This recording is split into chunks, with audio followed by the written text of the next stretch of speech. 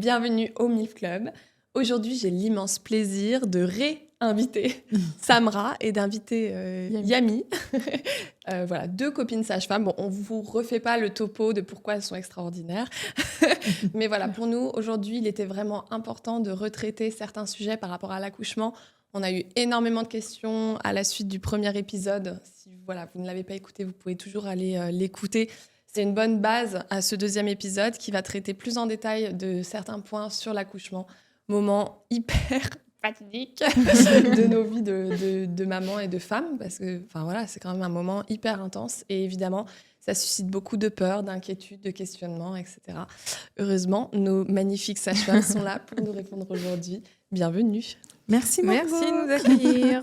Alors aujourd'hui, j'ai décidé de quand même vous donner quelques chiffres, encore une fois, rassurants sur l'accouchement. Donc en France, environ 75% à 80% des accouchements se font par voie basse et 20 à 25% en césarienne. Environ 94% des accouchements par voie basse sont à terme, donc à 37 semaines. 98% des accouchements voie basse se passent sans complications. 98% des accouchements en césarienne se passent sans complications. Et 93% des accouchements en césarienne d'urgence se passent sans complications. Yes. Merci Margot pour ces précisions. Et c'est important vraiment de préciser, de rassurer, parce que c'est vrai que quand on va sur Internet, quand les femmes enceintes vont chercher des informations, elles vont tomber toujours sur les scénarios les plus catastrophiques. Parce que les femmes qui ont besoin de témoigner, ce sont celles qui ont vécu des mauvaises expériences. Celles qui ont vécu les très bonnes expériences dans les chiffres que tu cites, elles ne vont pas forcément aller sur Internet dire oui, tout s'est bien passé pour moi, etc. C'est rare, ouais. Donc c'est très très bien que tu le rappelles. Merci de nous rappeler que c'est pas forcément la réalité, tout ce qu'on voit sur les réseaux. C'est vrai qu'en plus, notre cerveau mémorise 5 fois mieux quand les informations sont négatives. Donc voilà, en plus, faut rester critique. En gros, écoutez le podcast du MILF Club. Alors, j'ai segmenté les questions parce qu'il y avait énormément de questions de votre part, que ce soit sur nos 3 comptes. Voilà, on vous a demandé de nous poser les questions. Donc, commençons par la voix basse avec péridurale. Est-ce que je pourrais bouger avec une péridurale ? Alors, moi, je dirais que oui. Généralement, nous, les sages-femmes, on mobilise les patientes. Parce que pour accoucher de manière physiologique, même si on prend une péridurale et accoucher naturellement dans des bonnes conditions, il faut bouger. Et instinctivement, les femmes qui n'ont pas de péridurale vont prendre des positions qui vont faciliter la descente et la rotation de bébé dans le bassin. Donc, nous, les sages-femmes, on sait que pour accoucher de manière physiologique, sans complications, il faut se mobiliser. Donc, avec une péridurale, certes, on ne pourra pas forcément déambuler, même s'il y a une péridurale qui s'appelle la péridurale désambulatoire. Et en fait, cette péridurale, malheureusement, elle n'est pas faite dans beaucoup de centres. Moi, j'ai jamais vu, de mon expérience, que ça a été fait ça dépend des maternités. Ça dépend surtout des les maternités branchées très physio, ou qui peuvent le proposer, mais ça nécessite vraiment du temps de disponibilité du personnel. C'est ça. Voilà. Donc, les péridurales que la majorité des femmes ont, c'est une péridurale basique. Elles ne pourront pas se mettre debout et marcher. Mais nous, on peut les aider à se mobiliser, donc prendre la position 4 pattes, position DLG, qu'on appelle ça comme ça, décubitus latéral gauche, c'est-à-dire sur le côté ou sur le côté droit. Il y a quoi comme position ? Donc on a notre fil là, comme ça, hein, c'est ça ? En fait, le fil, il est dans le dos. C'est un petit cathéter. Ok. C'est comme un petit comme tube. une perfusion. Ouais, une Très fin, okay. presque aussi fin. Presque aussi fin. Moi, je dis qu'un cheveu. C'est vraiment ça, très très fin. Donc le risque, c'est qu'il ne faut pas que ça s'arrache, c'est ça ? En fait, on met beaucoup de pansements. En tout cas, dans le sens où je suis, on met beaucoup de pansements. Comme ça, quand la patiente peut se mobiliser et il n'y aura pas de souci, voilà, on peut la mettre dans la position qu'elle veut. Et en fonction du stade où elle est dans le travail, en fonction de la position de bébé, nous, les sages-femmes, quand on examine le col, on peut savoir comment le bébé est positionné. Donc, on va choisir des positions pour les aider à faciliter la descente. Parce qu'elles, vu qu'elles ont la péridurale, les sensations vont être différentes d'une femme qui accouche naturellement. Parce qu'une femme qui accouche naturellement, elle est vraiment centrée sur son ressenti, sur son corps. Donc forcément, elle va prendre instinctivement en fait, les positions qui facilitent la descente et la rotation du bébé dans le bassin et les positions qui vont faciliter la dilatation du col. Avec une femme qui a une péridurale, certes, elle peut sentir bébé qui descend, bébé qui pousse bas, mais elle ne va pas forcément prendre instinctivement les positions pour faciliter la descente, la rotation et la dilatation du col. Donc c'est là que nous, on rentre en jeu. D'accord. Et donc, on peut demander en amont, OK, est-ce que vous faites ce type de péridurale ambulatoire, c'est ça? Voilà. Et si oui, est-ce que je peux la mettre en place dans mon projet de naissance? Alors, toutes les patientes... Je vais avoir mon brevet. Alors, toutes les femmes ont au 8e mois la consultation obligatoire d'anesthésie, qu'elles veulent ou pas une péridurale. Cette consultation est obligatoire. Donc, c'est l'occasion, elles peuvent demander à l'anesthésiste, du coup, les types de péridurales qui seront proposés. En fait, il y a différents types de péri. En plus de la péridurale ambulatoire, il y a la péridurale classique là, avec le pouce-seringue électrique, donc il va diffuser du produit en continu. C'est la péridurale où on sent le moins ses jambes, parce que vraiment le produit il est en continu tout le temps, de la pause jusqu'à l'accouchement, même après. On peut pas réguler. C'est le même débit. On peut diminuer si vraiment la dame ne sent plus rien. D'accord. On peut rappeler l'anesthésiste pour diminuer un petit peu la dose qui est injectée.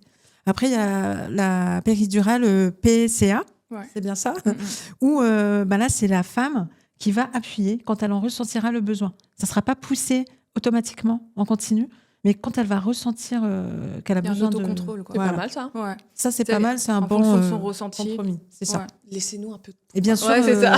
c'est ça. Mais bien sûr, il y a une dose maximale qui est réglée. Elle peut appuyer 50 000 fois, elle va pas avoir alors 50 000 pas des doses, choses parce que sinon on va la retrouver endormie jusque-là. Donc C'est voilà. pas un truc pour les drogués. Donc il faut vraiment demander à l'anesthésiste le jour J, quoi. Ok, j'avance parce qu'on a énormément de questions. On est efficace, on est gonflé à bloc. Alors, quelle position je serais en mesure de prendre? Mais moi, je dirais toutes les positions, qu'on ait une péri ou pas. Moi, généralement, quand j'ai une patiente, je lui demande, elle me présente son projet de naissance si elle en a. Il faut savoir que si vous faites un projet de naissance, vous avez le droit de changer d'avis. Donc, si par exemple, à l'instant T, dans votre projet de naissance, vous avez écrit « j'ai envie d'accoucher accroupi » ou sur le côté gauche ou quoi, et au moment venu, vous vous sentez mal à l'aise, vous avez le droit de changer. C'est pas... Vous faites ce que vous voulez. Donc, oui, qu'elle ait une péridurale ou pas de péridurale, mais elle choisit au moment venu comment elle va accoucher. Ok, ça reste son corps, quoi. C'est ça. Ok. Après, petite précision, ça dépend s'il y a un médecin ou pas. S'il y a besoin d'intervention du médecin ou pas. Puis s'il y a l'intervention du médecin qui a besoin de mettre c'est que des là, je parle, interventions. tu vois, tout physio. Après, s'il y a une extraction, par exemple, le rythme de bébé va pas bien, on a besoin de faire une extraction instrumentale, c'est-à-dire que le docteur doit venir pour faire des forceps ou ventouses. Là, généralement, on se remet en position gynéco, parce que pour faire une extraction, il faut que le périnée soit bien visible. C'est plus facile pour faire sortir bébé, quoi. Oui. Ok. Mais donc ça dépend, voilà. Ouais. Si tout se passe bien, dans des conditions normales. Voilà. Ok. À quel moment je dois m'arrêter de manger et boire? Ça, c'est la question. Ça dépend des maternités. Franchement, ça dépend. C'est pas vrai. C'est vrai. Pour manger, en général, c'est unanime. Ouais. En général, dès que tu arrives en salle de naissance, que tu es en salle de travail, là, tu es à jeun. Après, c'est pour la boisson que là, ça va être variable. Il y a des maternités qui vont t'autoriser à boire sans limite. Boisson, voilà. Sans pulpe. Sans alcool. On se calme. Ouais, je vous Donc, pas de boisson acide, pas de boisson gazeuse. Donc, ça peut être de l'eau, du jus de raisin, du jus de pomme, etc.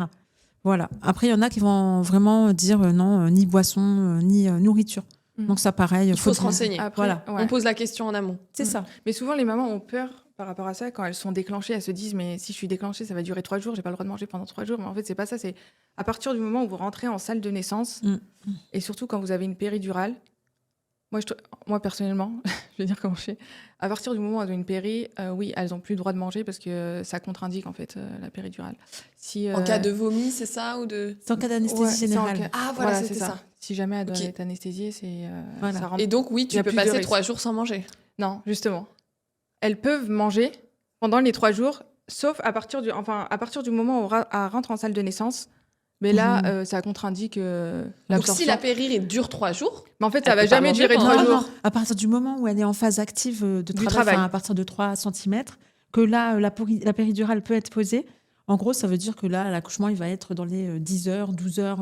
D'accord. Maximum, jamais 3 jours. En général, c'est ça. Ouais. C'est ça. D'accord. Voilà, mais c'est pas... Je me suis bien exprimée. Voilà. Non, si, t'as...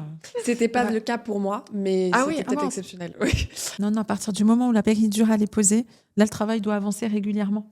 D'accord ? En fait, à partir du moment où tu es en travail, c'est-à-dire on estime que le travail commence à 3 cm de dilatation, donc c'est là que la péridurale peut se poser, etc. En général, après, ça peut être avant dans des cas particuliers.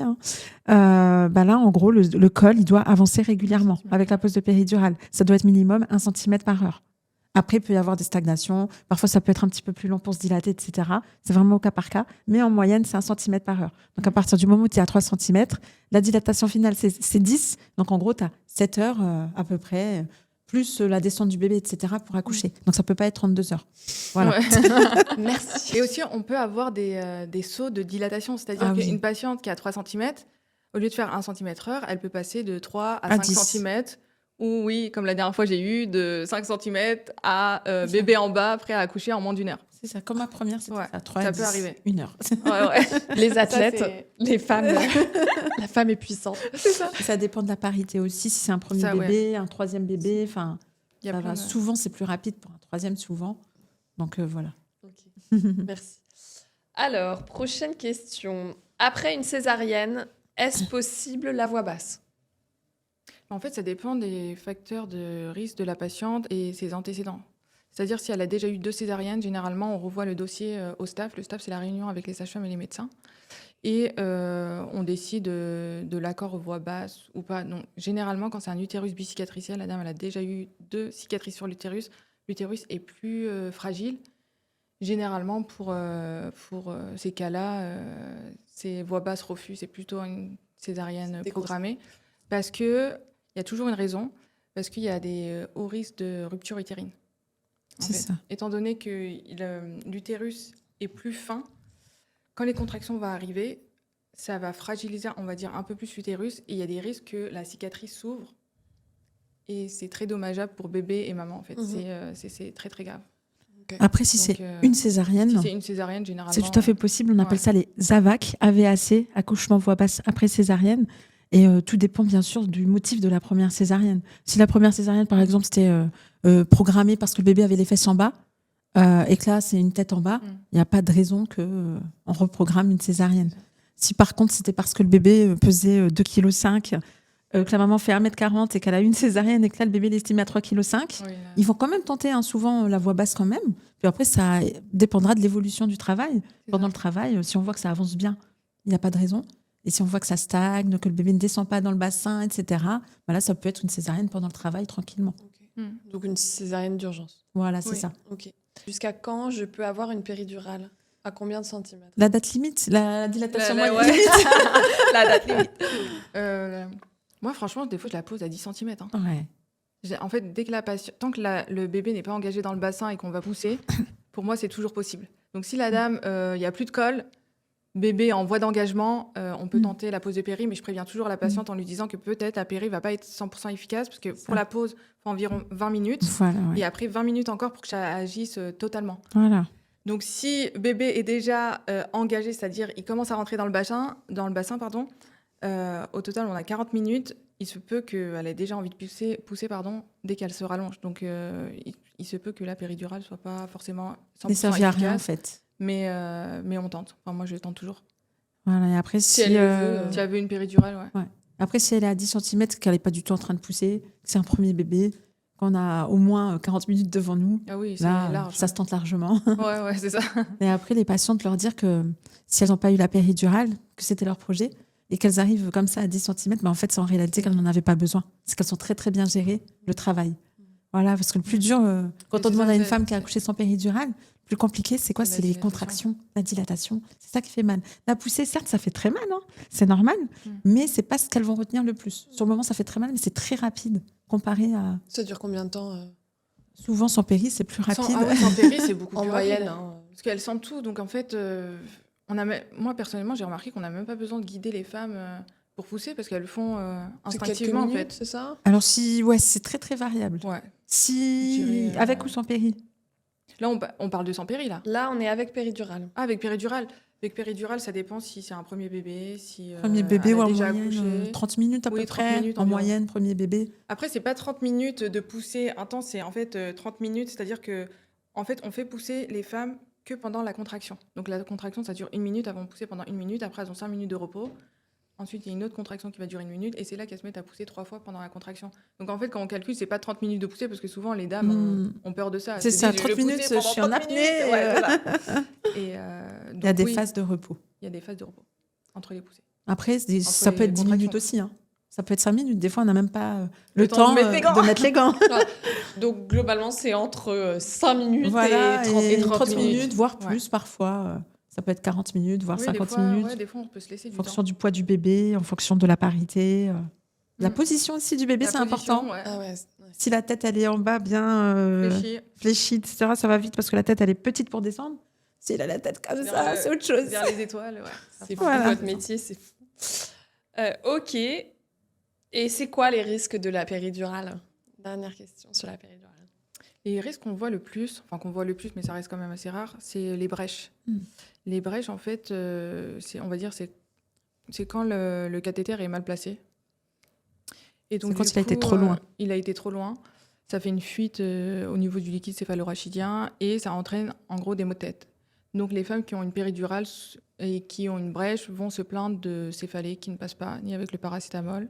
Donc dans ces cas-là, c'est pas très grave. Hein. Dans ces cas-là, ce qu'on fait, nous, on appelle l'anesthésiste et après, il va faire ce qu'on appelle un blood patch.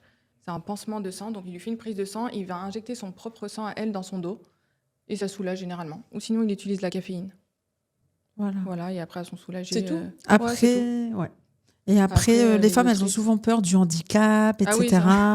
Ça, c'est vraiment une croyance, en fait. Parce que pour être paralysée, il faudrait vraiment piquer au niveau du soutien-gorge, en gros. J'extrapole, hein. Mais voilà, c'est pas... Parce qu'en fait, la moelle, elle s'arrête au niveau de la vertèbre, la 3e vertèbre lombaire.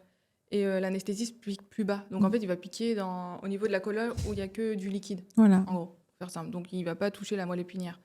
Ok. Qu'est-ce qui fait peur Donc, la Après, péri... l'autre complication, enfin, si on peut appeler ça une complication, c'est qu'elle ne marche pas.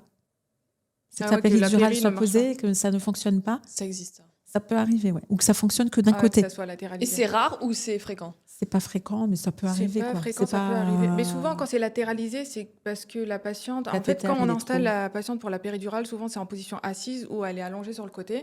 Et une fois que le cathéter est posé et que le docteur commence à injecter, il faut que la patiente se mette sur le dos pour que le produit diffuse des deux côtés au niveau des jambes. Et si elle reste que sur le côté droit ou que sur le côté gauche, le produit va passer plus d'un côté que de l'autre. Et donc, du coup, elle va ressentir les contractions du côté où le produit n'est pas passé, quoi. D'accord. Voilà.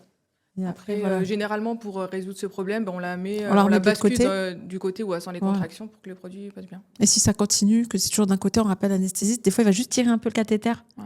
Parce que peut-être que le cathéter était trop au fond, du coup, il était coudé vers la droite. Des fois, ça peut arriver, il tire pour rediffuser. Puis des fois, il y a des patientes qui ont des scolioses aussi. Oui. Donc des petites malformations au niveau du dos. Donc souvent, les anesthésistes les préviennent en leur disant peut-être que la péridurale ne sera pas efficace complètement. Et ça peut arriver que dans ces cas-là, ça ne soit pas trop efficace. Ok. C'est tout, mais après... après, ça reste rare. Ouais, c'est rare quand même. Alors, passons à la voix basse sans péridurale. Alors, si je fais un accouchement par voie basse, avez-vous des salles nature? Ça, c'est quelque chose qu'on doit demander, c'est ça, aux hôpitaux Oui, en général. Après, je pense qu'il y a des salles nature partout. Ouais. C'est vrai? Ouais. Franchement, il y a des salles nature partout. Ouais. Au moins une, quoi. Ouais. Au moins une. Comment ils font quand il y a plusieurs femmes en même temps qui vont en salle nature? Elles se partagent la salle? Non. Question que je disais, non mais... Alors, bien souvent, quand même, elles veulent une péridurale. En tout cas, à l'époque, moi je fais plus d'hôpital depuis. En salle nature, Après, on peut poser une péridurale en salle nature. En fait, le principe de la salle nature, le principe de la salle nature, en tout cas moi là où je travaille, c'est de disposer de manière à ce qu'on puisse poser une péridurale parce que les dames ont le droit de changer d'avis si jamais elles ont mal. Comment on fait si par exemple une patiente arrive? Ok, je veux pas de péri, très bien. À un moment donné, elle est crevée, elle en peut plus, elle change d'avis. Ben non, vous êtes en salle nature, vous restez ici, vous aurez pas de péri, on peut pas lui dire ça. Vous allez à la naturelle. Jusqu'au bout. Ok. Non, elles ont le droit de changer d'avis. Donc en fait, je pense que dans la majorité des établissements français, toutes les salles nature sont faites pour pouvoir poser une péri. En tout cas, la majorité. Ah oui, tout. Qu'est-ce qu'on y fait dans ces salles? C'est quoi? Et en fait, la différence entre une salle standard et la salle nature, c'est que par exemple, moi là où je travaille, il y a une baignoire. Voilà. Il y a une baignoire. Un peu comme une thalasso, tu vois. Voilà, c'est ça, tranquille. Il y a des trucs pour suspendre aussi. Voilà, il y a ce qu'on appelle chez nous les lianes. Les lianes, ok. Pour se suspendre. Et après, moi je dirais que dans toutes les salles les salles d'accouchement, en fait, il y a de quoi transformer la salle accoucher. d'accouchement standard en salle d'accouchement nature, parce qu'on a des ballons, Complètement. on a les barres, on a les tables de Les barres manière. de suspension. Ouais, les barres de suspension, si elle veut se mettre en position accroupie. On peut aménager les tables d'accouchement pour qu'elles puissent prendre la position qu'elles veulent. Donc en fait, la seule grande différence, ça va être la baignoire. C'est Et la ça va baignoire, être le ouais. style, et ça va être le style Le de la style salle. de la salle qui sera peut-être un petit Parce peu que- plus cosy, déco cosy, Ouais, les salles etc. nature sont un peu plus cosy, chill. Mais après, à Ouais. vous, même dans les salles classiques, vous pouvez faire votre cosy à vous. Tamiser les Ouais, lumières, votre petite musique, Petite musique. de fond, etc. Mais grave, ouais. Mais après, effectivement, si la maman, par exemple, il y a des maternités où les femmes peuvent accoucher dans l'eau, et c'est vrai que ça, c'est que dans les salles nature. Donc, c'est une baignoire exprès, en fait, assez large. Imaginons que tu as une patiente qui a voulu un accouchement dans l'eau, voilà. Mais on va faire en sorte, si une autre dame arrive, de libérer la salle rapidement, que la maman remonte vraiment au bout de 2 heures et pas 3 heures, et de faire patienter la maman qui veut la salle nature dans une salle, par exemple, de pré-travail, en attendant que la salle se libère. Merci. Voilà. T'es bête ma question. Non, T'en c'est... Ok. Et donc l'équipe, elle s'aménage, peu importe, qu'on soit dans la baignoire, ailleurs. Ah, tout à fait, ouais. Ah oui, Ok. oui. Ou dans le parking, des fois aussi. Ouais, Ah, Yamina ouais, moi, ça m'est arrivé. Oh alors. là là. M'en Accouchement. parlez pas. Accouchement dans la voiture. Mais quand ça se passe comme ça, c'est que ça se passe bien généralement. Tout à Quand elles accouchent vite comme ça. Est-ce que je peux choisir la personne qui peut m'accompagner d'un point de vue médical? Alors, donc, si vraiment vous voulez choisir la personne qui va vous accompagner, il faut aller dans une clinique privée. Ou le médecin, ça sera des gynécologues en fait. Enfin, ça, c'est la première option, parce qu'il y en a d'autres. Gynécologue qui vous suit durant toute la grossesse, et le jour où vous vous mettez en travail, en fait, on l'appelle pour l'accouchement. Voilà, ça, c'est vraiment les cliniques privées. Après, autre option, et effectivement, on en avait parlé lors d'un podcast précédent, le plateau technique. Ça veut dire, là, c'est suivi avec sage-femme libérale qui fait du plateau technique, c'est-à-dire qui a signé une convention avec un hôpital, parfois plusieurs hôpitaux, et le jour J, donc elle vous suit toute la grossesse, et le jour J, pour l'accouchement, vous l'appelez, et elle vous accompagne du coup à l'hôpital pour l'accouchement.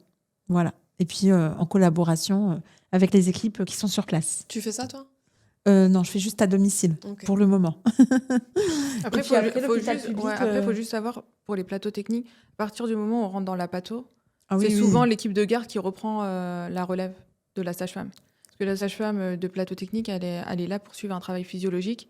À partir du moment où il y a de la pathologie qui s'installe, ça va être l'équipe de garde qui va reprendre le relais. Pathologie, tu veux dire Si quelque par chose de exemple- plus compliqué, c'est ça? Voilà, Césarienne, forceps. Voilà, si le rythme de bébé n'est pas bon, qu'on doit passer en ça. césarienne ou des forceps. D'accord. Et après, Il y bien avait d'autres souvent- options là ou?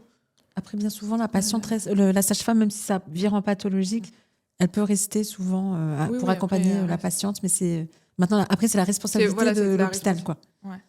Et tu disais quoi, Margot? Non, t'as dit il y a plusieurs je t'ai options. coupé. T'as dit Donc, un, c'était deux. celle-là et celle-là. Voilà, gynéco, clinique privée, plateau technique, sage-femme libérale. Mais ça, il n'y en a pas beaucoup qui font.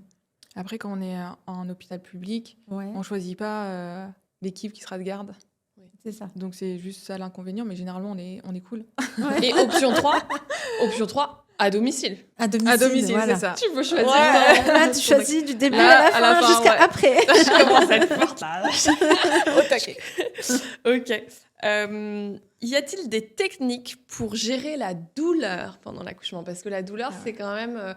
Ça revient C'est très le- souvent dans les questions Ouais. que C'est ce qui fait peur. qu'on pose. Voilà. Ouais. Alors, méthode Yami. Mais ouais. Ah, Ah, ouh. Ouais, en fait, il y a plusieurs méthodes. Heureusement, parce qu'en fait, ça dépend du ressenti de la femme, ce qu'elle a besoin. Donc, on est toutes différentes. On aura des besoins différents. Moi, ce que j'aime bien proposer à mes patientes, c'est un bain chaud, douche chaude, parce qu'elles se rentrent dans une sorte d'état de relaxation et le fait de lâcher prise, ça aide le col à se dilater plus facilement. Et le fait d'être moins crispé, bon, après, il n'y a pas forcément d'études dessus, mais toutes les sages-femmes pourront témoigner, le fait d'être relâché, je pense que Samra est d'accord aussi, le fait d'être dans le lâcher prise, d'écouter son corps, de ne pas être à se poser 3000 questions, le col s'ouvre plus facilement et on gère mieux la douleur. Après, il y a l'acupression aussi, moi, que j'aime bien. Je fais un peu d'acupression à mes patientes. La main là, Ouais, en bas du dos. ouais, ça c'est très Au très niveau bien. du dos, le creux du dos, juste au-dessus des fesses. L'appui pendant la contraction, mais c'est magique. vous entendez les coparents là? Magique. Vraiment. Et s'il n'y a Ouais. pas de coparents disponibles, du coup, bouillotte à ce Ouais. niveau-là. Bouillotte chaude. Massage aussi. Ouais. Moi, je masse mes patientes aussi. Au niveau Arrête, Ouais, si, moi je j'aime travaille bien. où Ouais. Petit massage des fois pour relâcher les épaules parce qu'elles sont toutes crispées. C'est On ça. relâche les épaules, massage au bas du dos. Et aussi, il y a un point que j'aime bien, c'est celui-là. Ouais. Celui-là, on masse, donc on appuie et on tourne, on fait des petits ronds pendant 2 minutes. Donc ça, le coparent peut le faire. C'est ça. La personne qui accompagne, ça soulage aussi pendant la contraction. Et le peigne. Et le peigne, ouais. Donc c'est un peigne C'est- classique pour les cheveux. On le prend sur la paume et on appuie pendant la contraction. Voilà, ça C'est- délocalise un peu la douleur. ouais. Ok. Et du coup, ça peut aider un petit peu à diminuer la douleur des contractions. L'hypnonaissance aussi. Oui, Ouais. à l'hypnose. Ouais. C'est L'acupuncture, bon, ils font rire en disant ça parce que on Après, peut la- pas avoir notre acupuncteur. Ben oui. Nous. Ouais, ouais. Mais Après, c'est pour avec ça un peu que de c'est pour ça que je chance, dis l'acupression parce qu'en fait ouais. l'acupression c'est les mêmes points que pour l'acupuncture, Ok. sauf qu'on n'utilise pas les aiguilles, on utilise nos propres mains. Donc en fait, à partir du moment où on connaît les points, mais le coparent peut le faire ou des fois il y a des femmes qui sont toutes seules, elles peuvent se le faire elles-mêmes Ok. comme ce point-là. Et puis après, avec un peu de chance, dans la salle de naissance où la femme va accoucher, peut-être qu'il y aura une sage-femme acupunctrice. Ça peut arriver. C'est vrai. Ça, Ça, Il y en c'est a de bien, plus en ça. plus qui se forment en demande. On dit est-ce qu'il n'y a pas une sage-femme de garde acupunctrice par hasard? Ou si c'est la journée, il y a souvent des consultations d'acupuncture Ouais. en consultation. Donc on peut faire monter Donc trop bien. la sage-femme de consulte. Ouais, ça... C'est de la folie. On peut Ouais. même chercher une sage-femme acupuncteur Ouais, des pour fois, nous c'est- suivre et qui nous accouche en plateau technique, en fait. Voilà, là Ouais. c'est le. Ah, Là, c'est là, le c'est pompon, le, là, là. c'est le feu.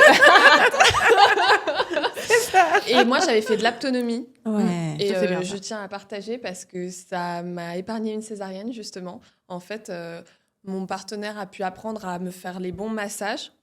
Et en fait, le bébé n'était pas dans le bon sens à l'accouchement. Et mon mari, il a pu changer la position de mon fils en Pour lui touchant bien- mon ventre, ouais, pour m'épargner la césarienne. Donc, complètement hallucinant quand même ce transfert d'énergie qui se passe entre le bébé et le Ouais. parent. Et souvent, quand on est enceinte, on n'arrive pas trop à s'imaginer parfois qu'il y a un petit être ici. Et Ouais. le fait de faire de l'aptonomie, ça nous reconnecte. Nous et aussi le coparent, coparent, quoi, ouais. parce que nous, quand on le porte, on le sent bouger, etc. C'est ça. Mais le Mm. coparent, parfois, il met plus de temps à se faire à l'idée. Ouais. Donc, l'aptonomie, ouais, c'est vraiment un truc ça, c'est qui est bien. assez dingue. C'est vraiment dingue. C'est une méthode à part entière du début de la grossesse. Pas forcément quand le ventre commence à se voir, mais c'est vrai que ça peut se faire dès le départ. Et c'est merveilleux. J'ai vraiment que des bons retours des couples qui ont fait de l'aptonomie. Malheureusement, c'est dur à trouver parfois. C'est difficile à trouver des Oui, il y a pas sages-femmes, beaucoup de des médecins praticiens. formés. Ouais. Je sais pas si dans ton coin, il y en a, mais Non, il y en a pas. Ouais. Ah si, il y en a une. Si, il y en a une dans mon coin. Mais c'est vrai que c'est rare. c'est rare. Franchement, c'est Malheureusement, rare. Ouais. Mais si vous avez l'occasion d'en avoir une à côté, Ouais, c'est franchement, top. foncez. C'est trop bien. On a fait un Et petit puis- quiz sympa, là. Ouais. Ouais. Et pour la douleur, autre chose aussi, ce qui est Ouais. important, écouter son corps. Mm. Voilà. La femme, au début, quand il n'y a pas encore de péridurale, elle va écouter son corps, elle va se mettre naturellement dans des positions qui vont la soulager.